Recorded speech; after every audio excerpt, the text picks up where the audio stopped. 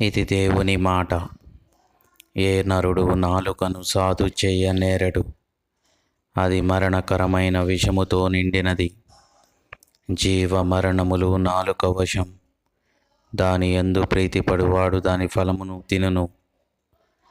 బుద్ధి వచ్చునని నీ కుమారుణ్ణి శిక్షింపుము, అయితే వాడు చావవలనని కోరవద్దు.